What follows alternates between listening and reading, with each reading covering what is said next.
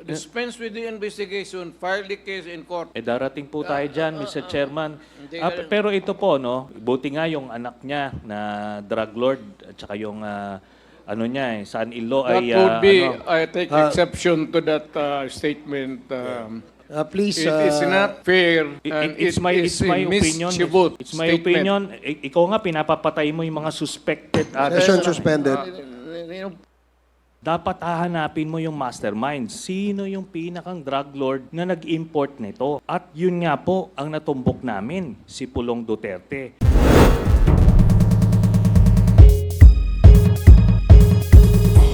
I just would like to ask some questions to one of the resource persons, former Senator Antonio Trillanes. Regarding po ito dun sa nabanggit ni Congressman Bong Tebes kanina, na may na-file daw ho kayong kaso laban kay former President Rodrigo Roa Duterte, including his son, Congressman Pulong Duterte, and his son-in-law, Mans Carpio, and other respondents. Mr. Chair, gusto ko lang po malaman kung ano yung kaso na i-file po ni former Senator Trillanes. Mr. Chairman, ang na-file ko na case laban kay Duterte ay tatlong plunder cases. Yung una, tungkol doon sa mga ghost employees at mga confidential funds niya sa Davao. Tapos pangalawa, yung frigate scam na 16 billion na kung saan ang binigay nila ng mga equipment ay yung mga segunda klase, whereas doon sa kontrata, mga primera klase yung nakalagay.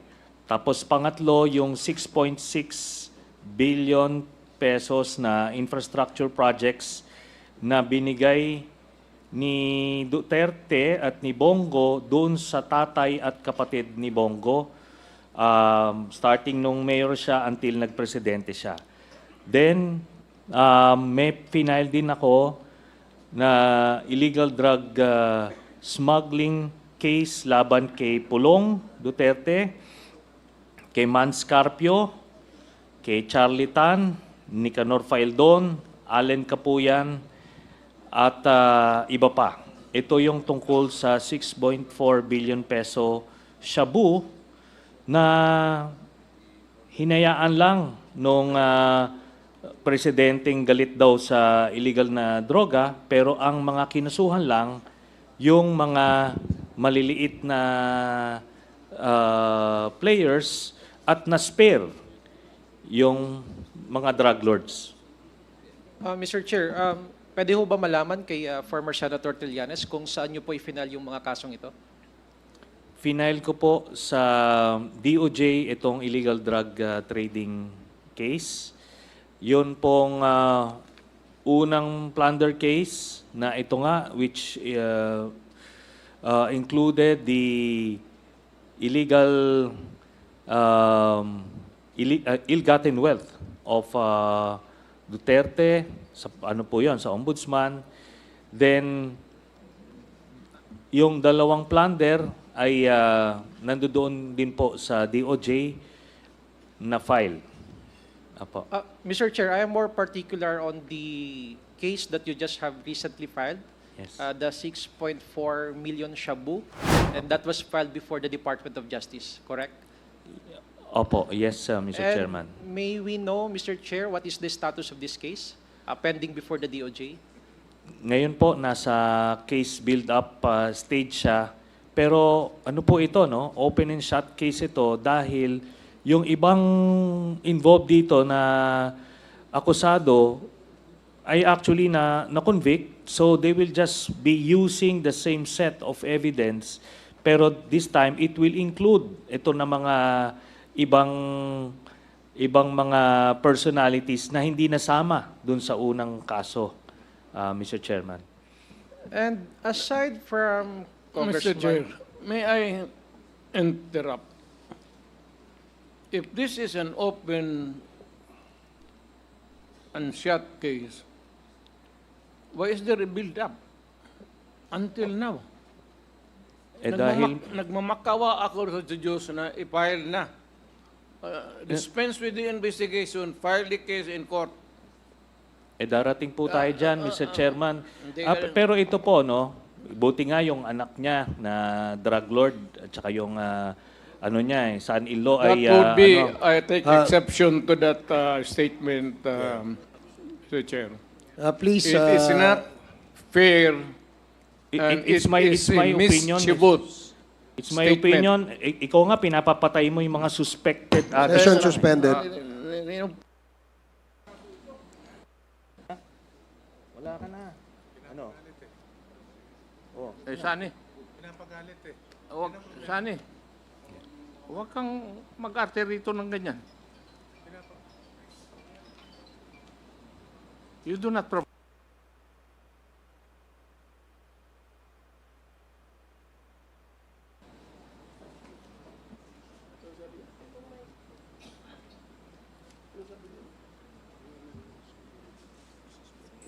Please avoid calling names. We can conduct this hearing professionally and calmly.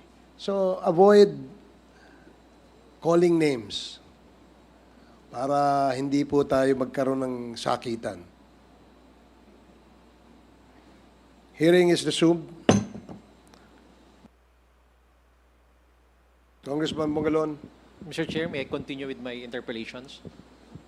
Mr. Chair, with regard to this case filed and pending before the Department of Justice, I just would like to ask the complainant, former Senator Trillanes, I think it is safe to assume that before you filed the case, you conducted your research. Would that be correct? Yes, Mr. Chairman. Doon pa lang sa Senado, nag-imbestiga na po kami. At lahat po ng nakalap namin na impormasyon doon, plus yung mga ginamit ng prosecution sa paglilitis ng kaso, yun po ang included. At maliwanag po yun, no? Yun namang pagka-label ko po ng drug lord. That is my assessment po, Mr. Chairman. With all due respect dun sa mga members ng committee, there is no other skirting around the fact. Kasi po, nung sila, maliwanag po dun sa testigo, yung testimonya ng testigo, kinokontrol ang gatekeepers at that time ng mga kontrabando ay si Man Scarpio at si Pulong Duterte. At nakalagay po yon on record sa Senate investigations at doon sa court hearings. Then, ito nga po, no? Hindi sila sinama nung final sa kaso by some miracle, ang in-include lang yung mga minor players. Ngayon, yun nga po yung sinasabi ko simulat sa pool, kasi po kung talagang seryoso tayo dun sa paglilinis ng ating bayan ng illegal drugs, dapat hahanapin mo yung mastermind. Sino yung pinakang drug lord na nag-import nito? At yun nga po, ang natumbok namin, si Pulong Duterte. In fact, nung Senate hearing, sinabi ko nga na miyembro ng triad si Pulong at yung proof nun ay yung dragon tattoo sa likod niya, which is the mark of a triad member. And I challenged him. Sabi ko kung pwede siyang ipakita ron.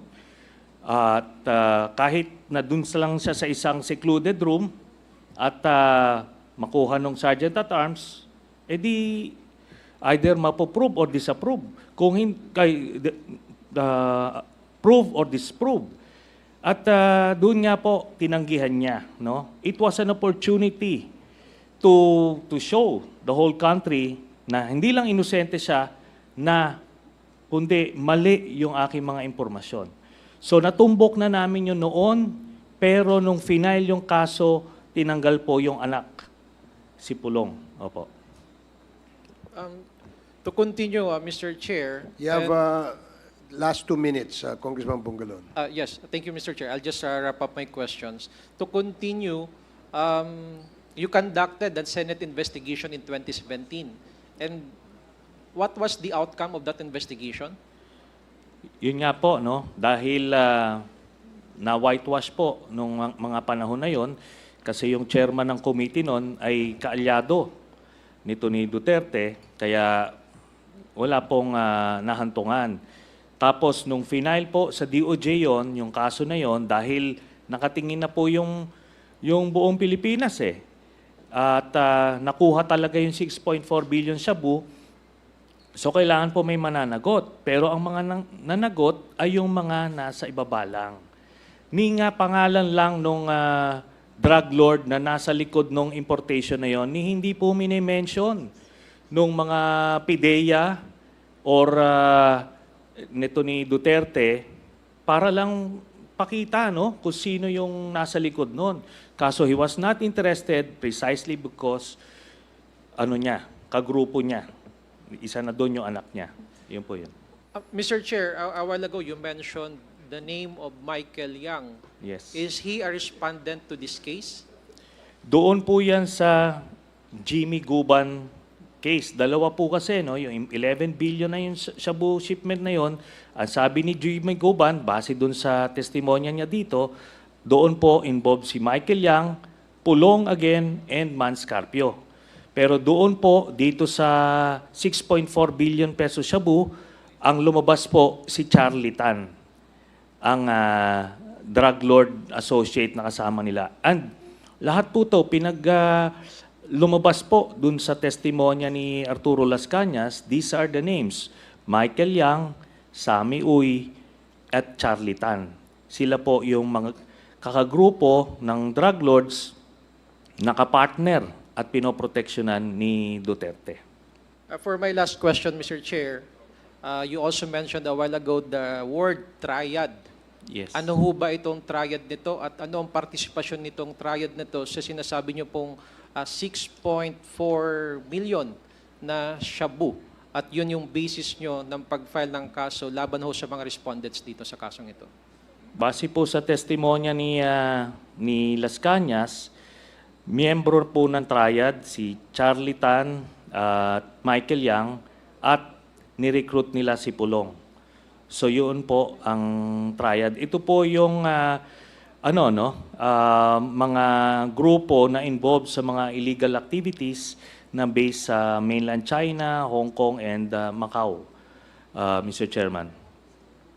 Your Honor, That would be may my I last question, Mr. Chair. Thank you. interrupt. Thank you, Congressman Bongalon. Mr. President, You know, you'd like to say something? There are so many persons accused here or mentioned to be criminals. Criminal yung ano.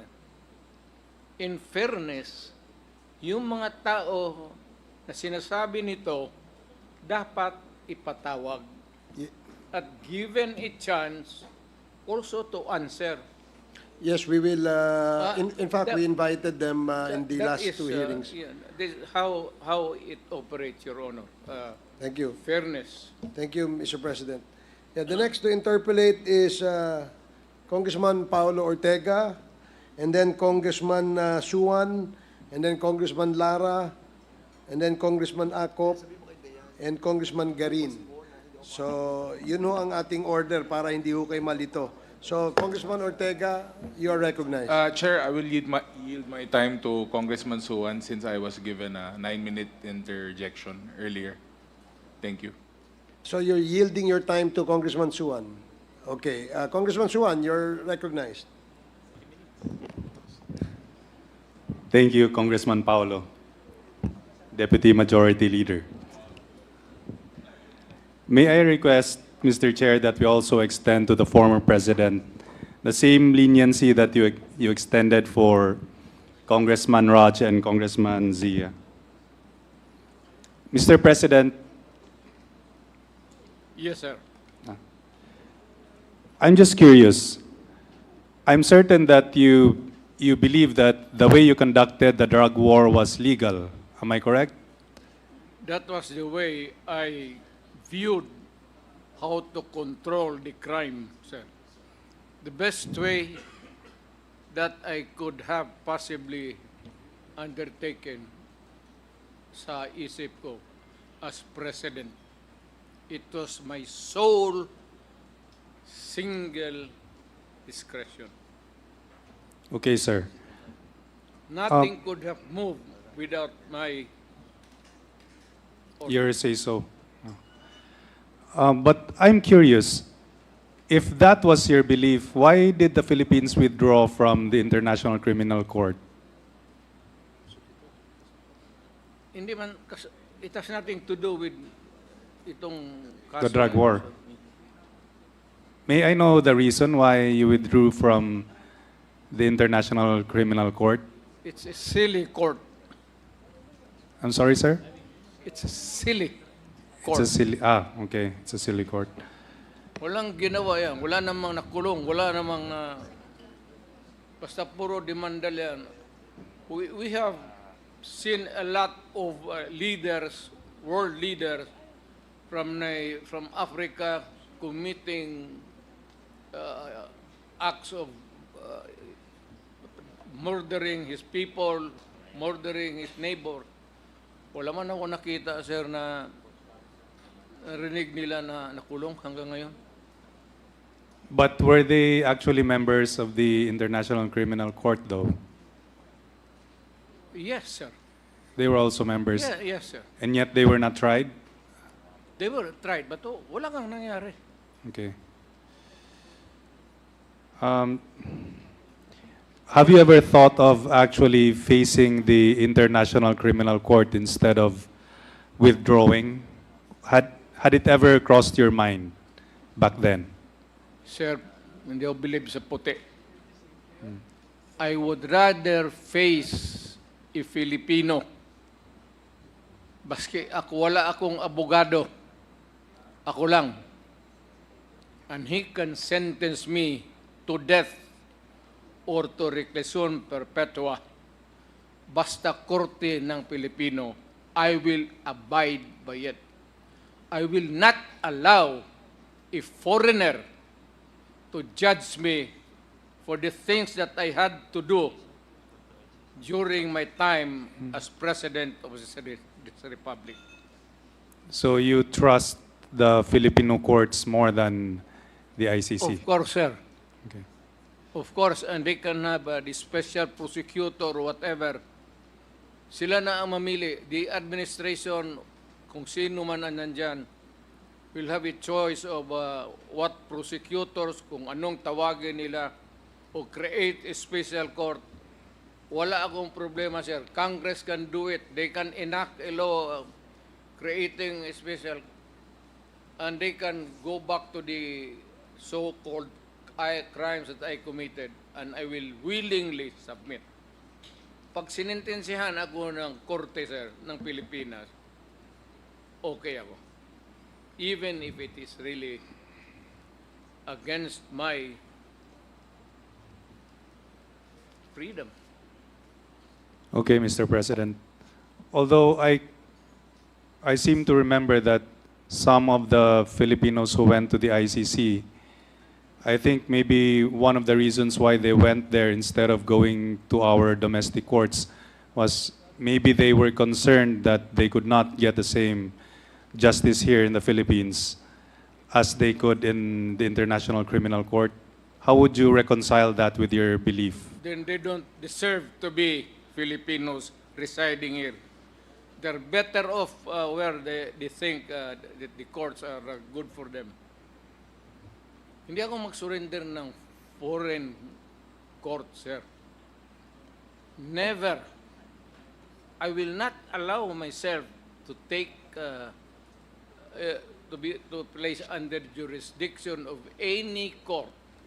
Pilipino ako, mamatay ako na Pilipino, makulong ako na Pilipino before a competent judge, a competent prosecutor, and I have a defense counsel, ang kagaya ng katabi ko, pati yung sa likod ko, they are all good, and I know that I will be acquitted. Salamat kayo, Mr. President. Yes, sir. Masarap. I would like to ask questions from former Senator Trillanes. I heard earlier that you filed several cases against the former president. And one of those was regarding drugs. And what was the second case that you filed? Bali, Mr. Chairman, 3 plunder cases ang final ko kay laban kay Duterte at isang illegal drug smuggling case laban kay Pulong Duterte and Manscapio. So 2 plunder tapos isang Tatlo po. 3 plunder cases Yes, Mr. Chairman. and 1 drug smuggling case. Yes. So you filed 4 separate cases against the Duterte family. Yes, Mr. Chairman. What was the earliest case that you filed? Yung una po, yung 2016 na final ko. At yun nga po yung inimbestigahan ng ombudsman at in the course of their investigation, ito pong si Deputy Ombudsman Arthur Carandang ay na-confirm niya na-validate niya yung ano ko, Mr. Chairman, yung mga documents na sinubmit ko doon sa nung hiningi niya yung documents sa AMLAC. So the documents I presented here were the same ones. The ones that you showed earlier Yes, yes, Mr. Chairman. here in the screen? Yes, Mr. Chairman. So those were the basis of the case that you filed in 2016. 2016. Yes. And what case was that again? Plunder? Plunder. Yes, Mr. Chairman. So who were the accused in that case? Siya lang po, Mr. Chairman. Siya lang. And what happened? What was the basis for you filing that case? Yun nga po, yung Just the documents yes, itself? and mga COA documents regarding yung mga ghost employees niya sa Davao. Is that Ginagawa. another case or is that Part po yun nung plunder case kasi in 2016? in 2016 kasi what's happening sa Davao, meron silang peace and order funds na ginagamit nila, mga ghost recipients, tapos ang pang-clear nila at kasama nga dyan yung testimonya rin nila Edgar Matobato at ni Arturo Las Cañas na nakakakuha sila ng mga allowances from those peace and order funds. Yun po ang basis nun, Mr. Chairman. May I That- respond? Yes, Mr. President. Kung Bright ito, naging presidente sana siya. Bakit ako naging... Siya ang nakulong. Mutiny. Let's go back to the... Let's go back to history. Anong kasalanan ko? Mr. Anong Chair, kasalanan nito? Mr. Chair, Yung witness... Congressman Akop, point of order lang. what is the point of order? May I remind our members not to ask question or shall we say permit a resource person to speak unless the chairman says so. That is the rule of this committee. Kanina pa po kami nandito, hindi kami kumikibo. Kasi yun po ang rule eh. So we must follow our rules to have an orderly proceeding. Thank you, Mr. Chair. Thank you for reminding I submit, the chair. Mr. Chair. Please be reminded of the rule of this committee in allowing members or resource persons to speak. The chair must recognize them first. Please keep that in mind. You may Mr. Chair. continue. Yes, Mr. Chair. Yes, Mr. President. This is not really to debate with you. It might be improper. Pero, sir, before we can be really stand corrected, we must know the rules first. Kung may kopya sana kami, alam namin how to behave. The problem is, kayo lang may kopya ng rules ninyo, wala naman kami. Okay. So, hindi namin masunod yung The gusto COMSEC is ninyo. directed to provide copies, several copies to the resource persons here of the rules of procedure governing inquiries in aid of legislation. Please provide them. Now, you please continue, Thank you, Congressman Suwan. sir. May I ask again, former Senator Trillanes? So let's go back to the case that you were talking about, the first case. So what happened to the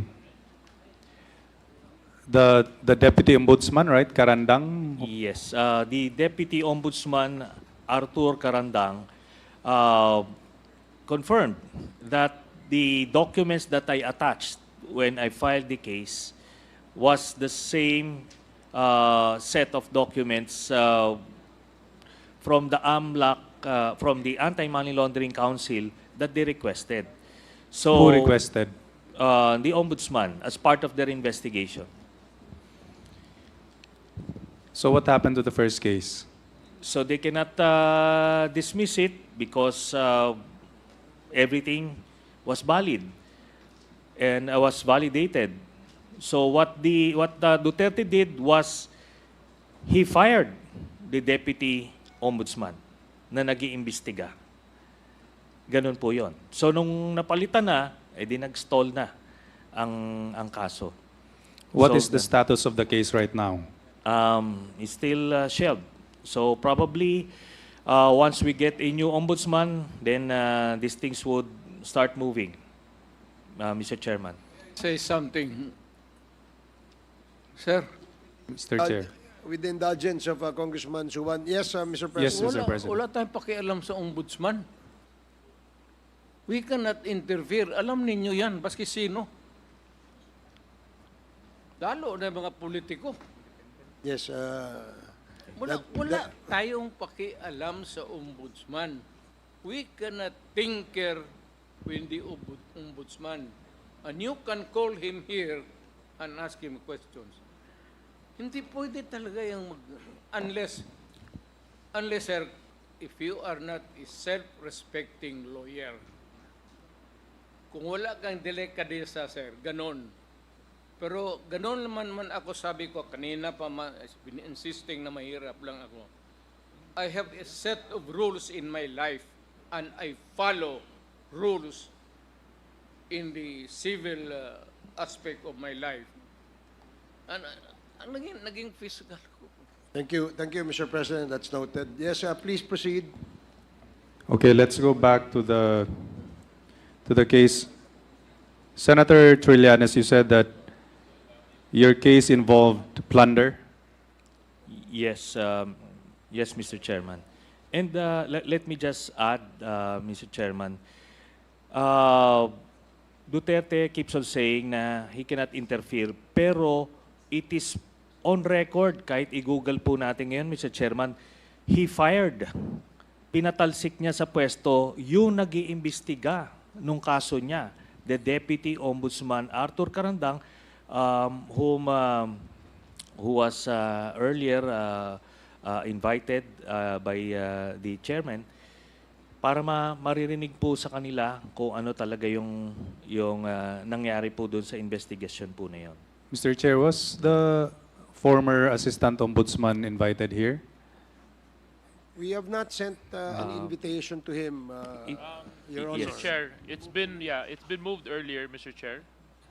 It's been moved earlier. Oh, I stand corrected. Yeah, there was a motion earlier. Mr. Chairman, I'm the one that moved to invite former Deputy Ombudsman Karandang because we need to check the authenticity of such claims made by former Senator Trillanes.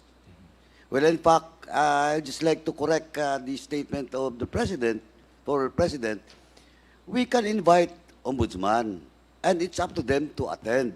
But being a former congressman, being a former deputy ombudsman, we can invite him to shed light on the matters that was raised by former Senator Trillanes. I agree, Mr. Chair. Since Thank you, he's Mr. no Chairman. longer the ombudsman, then Yes, sir. it would be better to invite him too. More so that there is there is something cast and aspiration against the office. It is in keeping with our government to make it good and really safe for everybody. to have justice and, well, for the safe administration of the laws of the land. We'll make sure that the former Deputy Ombudsman will attend the subsequent hearings of the Quad Committee, Your Honor. So you have 2 more minutes left, Congressman Suwan. Senator, the crime of plunder is quite serious, and I think there is a minimum amount of, there is a threshold before plunder can be alleged. How much was the amount involved in this case that you filed? Doon po sa first case, 728 million, thereabouts, yung involved. Tapos, doon naman po sa isa, 6.6 billion pesos yung involved. At ito po Is kasi... this the drug case? No, the infrastructure projects na inaward ni Duterte doon sa tatay at kapatid ni Bongo when he was still the special assistant to the president. So, yan po, maliwanag po kasi first degree of consanguinity, sila yung nakikinabang nung mga pondo na yon. Then the third one is yung 16 billion peso frigate scam. At nalugi po doon yung Can you tell us more about this? Yes. So, yung case po na yon, yung sa frigate scam, nagkaroon po ng kontrata na bibili ang Pilipinas ng worth 16 billion or something from a Korean company. So nagkaroon po ng kontrata. Tapos doon po sa kontrata, iba't ibang brand ng equipment ang nakalagay. Ito yung mga primera klase na brand ang nire-request ng... What do you mean by primera klase? Yung pinakang high-end or what's this? First First hand, not second hand? No. Ano po, Mr. Chairman? First class. Yung pinakamagandang klaseng equipment na ginagamit din ng ibang mga Navy. At yun po ang nasa kontrata. Tapos nung napirmahan na yung kontrata, nung nag-assume na ang Duterte administration, ay suddenly pinalitan nila ng mga mahihinang klaseng brand yung mga equipment. At in short, parang ang analogy po doon, Mr. Chairman, parang kang bumili ng Mercedes-Benz, pero yung makina ay pang owner na jeep, parang ganon. So, ganon po ang diniliver. Kaya malaki po ang kinita ng contractor at nilabi po yon nito ni Duterte at ni Bongo to the point na nung ino-oppose ito ng flag officer in command ni Admiral Mercado, dahil nilalaban niya yung kailangan ng Navy, tinanggal po siya unceremoniously nito ni Duterte. Who was removed? Si Admiral Mercado, Mr. Chairman. Na ginagawa lang naman yung tama at nilalaban ko ano yung nasa kontrata. Pero naareglo na nila eh. Siya po yung tinanggal, Mr. Chairman. Call the Navy. Baka sunod ito sa Air Force na. Okay. Please proceed. So, what happened to the third case? Yung third... The one involving the frigates? Nasa investigation phase, Mr. Chairman. And by the way, liliwanagin ko lang po, no, na I didn't say anything negative about the current ombudsman. I'm just saying baka meron po siyang ibang mga priorities kaya hindi po niya natututukan itong nauna kong final na case. And let's hope that that will change in the months to come. And last question, Mr. Chair. What happened to the second case, the one where you said involved 6.6 billion for infrastructure projects? Final ko po yan sa DOJ. As far as I know, ano rin po, nasa investigation and case build-up phase. Pero yan po, lahat ng dokumentong pinasa ko dyan ay mga COA and DPWH contracts at documents. So, yan naman po, itong tatay at kapatid ni Bongo na wala pong AAA license, ang ginagawa po nila, ang modus nila, nagpa-partnership sila, kunyari, doon sa isang may AAA contract, tapos, pero ang lahat ng nakapirma, even yung mga nagkiklaim ng checks, ay yung tatay at kapatid ni Bongo. At maliwanag po yon na sila po ang nag-benefit beyond the threshold na 50 million, Mr. Chairman. Okay. May I just manifest, Mr. Chair, that I don't think that the Ombudsman is sitting on his duties.